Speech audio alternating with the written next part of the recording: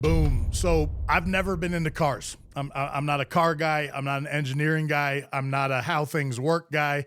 I like how things work when it comes to sports, processes, performance, and things like that. I'm just not a mechanically minded person. So cars are tools to me. I've never been much into them. I know what I want and what can get the job done, but it's just not something that's a language I like. So there's no part of me growing up that was ever into car racing. That's the high end of people that are super geeked out into cars, and I respect it's just not something that ever talked to me.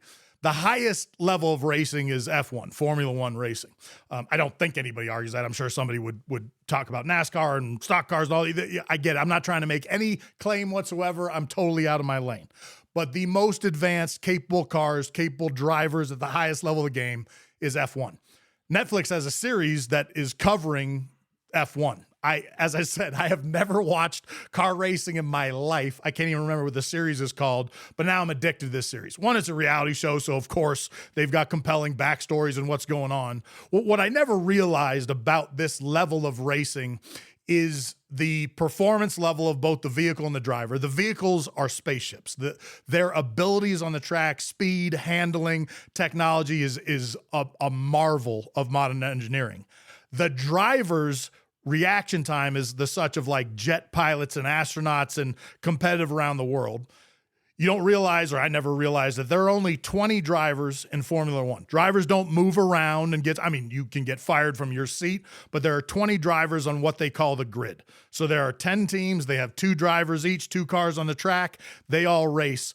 There's other teams that are trying to get in, but it is absolutely top of the game. You have to be best to be one of those 20 drivers. Every one of those drivers competing through the season in what is called a Grand Prix, all these races around the world. Some of these teams you would know.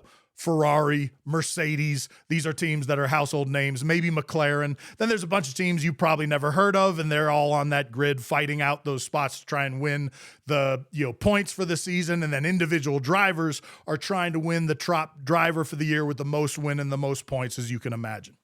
One of the drivers for Ferrari is named Leclerc, and he's from Monaco.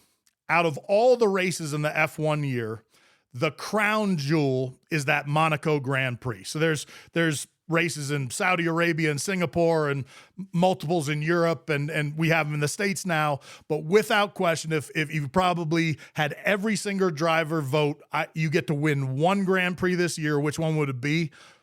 18 would probably say Monaco. It's a city track, so it's not a set track. You're driving through city streets, very little margin for error. It's an exceptionally challenging track. And again, the real jewel in the season.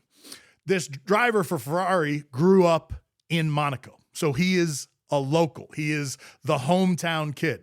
And he has made his way as one of the top 2 Ferrari drivers. So he's one of the best drivers in the world and is highly competitive. And he had raced this Grand Prix, multiple times and never won. And in the last season, they kind of do when it gets to that race, they do a deep dive into his background history. Seems like a great young man, put together, has his head on right, is always focused on doing the right thing.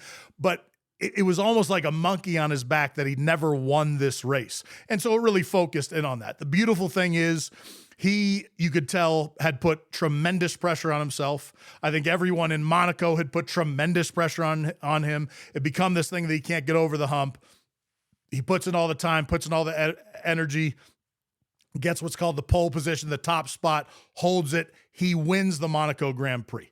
Beautiful moment. You see somebody achieving that dream that just like fires you up to be alive because you see that joy and their energy getting there.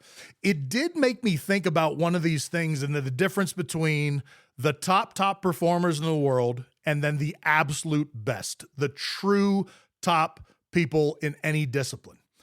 I'm not saying he's not one of those. He is one of those. But there is another driver that, in at least the past couple seasons, that has won a stunning number of races. Their cars, little different, plus or minus, but in general, there is a level of competition that driver must have that's higher than the rest. And I thought about this driver from Monaco, that why did he win that race? And it occurred to me that race meant more. And because it meant more, he put his best forward.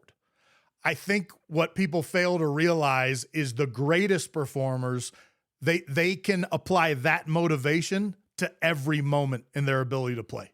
It doesn't matter if it's the home course, the away field, I'm feeling top, I'm feeling terrible. They still find a way to tap into their best performance and get to the end.